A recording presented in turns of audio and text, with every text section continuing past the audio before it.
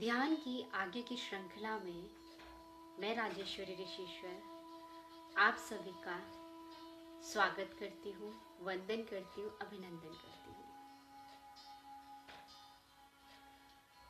आज हम ध्यान की उस श्रृंखला की बात करेंगे कि आखिर ध्यान करना कैसे है। ये एक ऐसा विषय रहा है कि इसके लिए संपूर्ण संसार में बहुत सी पद्धतियां बनी हुई हैं। करीब 150 पद्धतियां ध्यान कैसे करना है इसी विषय पर बनी हुई है। हर पद्धति अपने आप से बिल्कुल भिन्न है, पर दोनों सारी पद्धतियां बहुत कारगर भी हैं। मैं ये कहूं कि नहीं, वो भिन्न होने के कारण कारगर नहीं, ऐसा नहीं है। वह पूर्ण रूप से कारगर भी है और यथार्थ भी है। लेकिन एक बात हमेशा अपने चित्त में रखना कि ध्यान कोई क्रिया नहीं है। ध्यान मतलब याद भी होता है ना।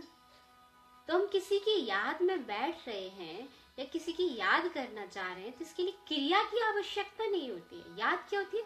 स्वतः और सहज होती है। लेकिन फिर भी सारे संसार की अगर पद्धतियों को देखना चाहें तो ये सिर्फ और सिर्फ ये दो भागों में बट जाती है। पहली पद्धति है केंद्रीकरण की पद्धतियां और दूसरी पद्धतियां हैं शिथिलीकरण की पद्धतियां। केंद्रीकरण वह अवस्था जिसमें आपके मन को केंद्रित किया जाता है।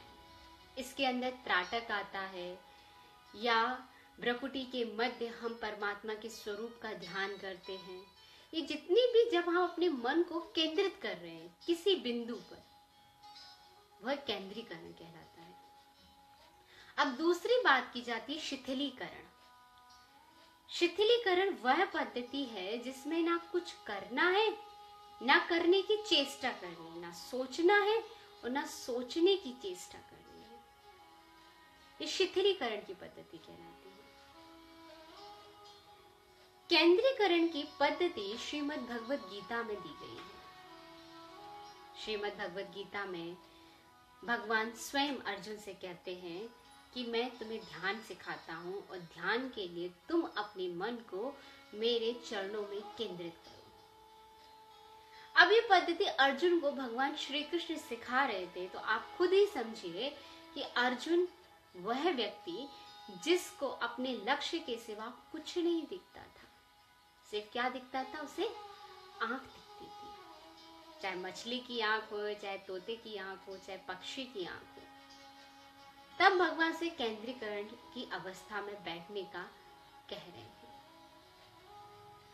अब हम सब अभी प्रारंभिक अवस्था से प्रारंभ करना चाहते हैं, तो मैं अभी आपको केंद्रीकरण से नहीं ले जाना चाहती। मैं चाहती हूं अभी अपन शिथिलीकरण से चलते हैं।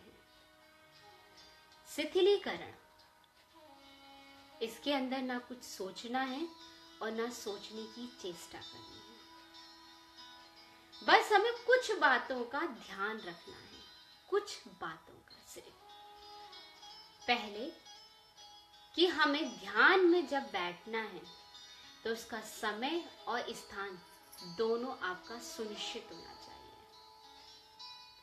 वो ऐसे नहीं कि आज कोई समय है, कल दूसरा समय ले लेते हैं, आज दूसरा। परिस्थितियां हैं कि हम बाहर गए हैं तो आपके स्थान परिवर्तित हो सकते हैं, लेकिन आप कोशिश करें कि आपका समय ना चूके। दूसरी, आपको बस इतना याद रखना है कि आप एक आसन बिछाएं और उस आसन जब आपने बिछाया है तो उसमें सहज आसन में बैठें, जिस आसन में आप खुद 30 मिनट कम से कम बैठ पाते हैं। रीढ़ की हड्डी सीधी हो। रीढ़ की हड्डी सीधी ऐसे नहीं कि तनी हुई, तनाव नहीं आना चाहिए, बहुत सहज होना चाहिए, तनाव नहीं। तो सीधी हो लेकिन तनाव ना हो। और हाथों को एक के ऊपर एक रखकर सहज भाव से दोनों आंखों को बंद करते हुए अपने मन को आदेश देना है, हे मन चल तू अंदर।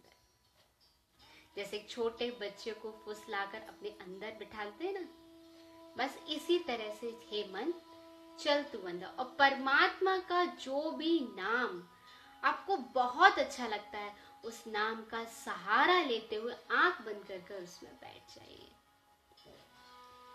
आप जैसे ही बैठेंगे तो आपके अंदर क्या करना है, आपको कोई विचार नहीं करना है, नहीं कोई संकल्प नहीं करना ना, जो हो रहा है उसे होने दे। मन मतलब क्या होगा, संकल्पों का तांता बांता चलेगा। मन कोई ना कोई संकल्प निकालेगा, कोई ना कोई संकल्प निकालेगा, कोई ना कोई। आपको साक्षी भाव से बस देखना है। ये निर्णय नहीं लेना ये अच्छा संकल्प है, ये बुरा संकल्प है, ये ऐसा संकल्प क्यों आ रहा है, मुझे द्वेष के संकल्प क्यों आ रहे हैं, मुझे घृणा के संकल्प क्यों आ रहे हैं, मुझे क्रोध के संकल्प क्यों आ रहे हैं। नहीं, साक्षी भाव से देखना है। अगर आप उसमें फंस गए कि ये गंदा संकल्प है, ये अच्छा संकल्प है, तो आप अच्छे और गंदे की तुलना में फंस गए, ना कि ध्यान में बैठे। जैसे ही अगर कभी आपका मन दोबारा से बाहर निकलकर ये कल्पना करने लगता है ये अच्छा है और ये बुरा है, वैसे ही अपने मन को फिर समझाना है, नहीं तुम्हें बैठना है और कोई संकल्प नहीं करना, सिर्फ तुम्हें साक्षी भाव से देखना है कि ये अच्छा आ रहा है या ये बुरा आ रहा है। कोई संकल्प नहीं आएगा तो वही ना जो आपके अंदर भरा हुआ है। इतने जन्म के संस्कार हमारे अंदर भरे हुए, इतने दिनों से हम सृष्टि में कर्म कर रहे हैं, वो कुछ संस्कार हमारे अंदर भरे हुए। इस क्रिया को समझने के लिए कुछ उदाहरण देखते हैं। दिवाली पे हम सफाई करते हैं ना, तो कबाड़ा हम बाहर निकालते हैं। जब वो कबाड़ा अंतिम समय में कबाड़ी को देने का मौका आए और हम उस वक्त उसको छांटने लग जाएं कि ये हमारे काम का, ये यहाँ काम आएगा, ये हमारे बगैर काम का ये काम नहीं, तो क्या कभी हम कबाड़ा अच्छे से बेच पाएंगे?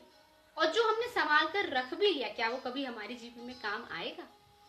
कभी नहीं आएगा। बस इसी अभ्यास में बैठना है कि कोई भी संकल्प हम उसका निर्णय ना लें कि अच्छा है या ये बुरा है। सिर्फ साक्षी भाव से अपने मन को समझाएं, हे मन परमात्मा का जो नाम तुझे अच्छा लगता है, इसमें तू अपने आप को रमाता चल। अपने मन को एकाग्र करने से पहले उसको बस अभ्यास के द्वारा इन संकल्पों को छोड़ दो, वापस से केंद्रित करना, वापस से बिठाना। और शिथिलीकरण में मतलब क्या, सिर्फ देखना, जो हो रहा है होने दो, कोई निर्णय नहीं, कोई चेष्टा नहीं। एक बात का विशेष ध्यान रखना कि जब भी आप ध्यान के लिए बैठे तो अपने चारों तरफ का वायुमंडल बहुत अच्छा होना चाहिए। लेकिन ध्यान में बैठने से पहले उसको सुगंधित बनाना है, ध्यान में बैठने के बाद नहीं तो उसकी खुशबू में आपका मन चला जाएगा। ध्यान में बैठने से 10 मिनट पहले उसमें अगरबत्ती लगा जाए, बाद में आकर ध्यान में बैठे। गौर करें कि कहीं हमारा शरीर किसी स्थूल वस्तु से टच तो नहीं हो रहा, क्योंकि वो स्थूल वस्तु की अपनी एक याददाश्त होती है। उन याददाश्तों में हमारा मन कहीं ना कहीं फिर से चलायमान हो जाएगा। बस ये छोटा छोटा सा अभ्यास नित्य प्रति करें। पहले बैठने का, आंख बंद करके बैठने का, क्योंकि मैं गारंटी से कह रही हूँ, जब आप आंख बंद करके बैठेंगे तो आपकी आधे घंटे में अगर आपकी आंखें बार बार ना खुलें तो आप भूल जाना। बार बार खुलेगी आंख, क्यों? ये भी अभ्यास नहीं ना। पहले आंख बंद करके बैठने का अभ्यास करें, परमात्मा का जो नाम बहुत अच्छा लगता है उसके साथ अपने मन को टिकाकर बैठने का अभ्यास करें, फिर साक्षी भाव से देखने का अभ्यास करें। बस इस अभ्यास को जैसे जैसे आप बढ़ाने लगेंगे, आपको इसके अंदर लयता और आनंद दोनों आता रहेगा। आगे हम जानेंगे कि केंद्रीकरण के अभ्यास में हम कैसे बैठते हैं। तब तक शिथिलीकरण का अभ्यास करें। तब तक के लिए राम राम।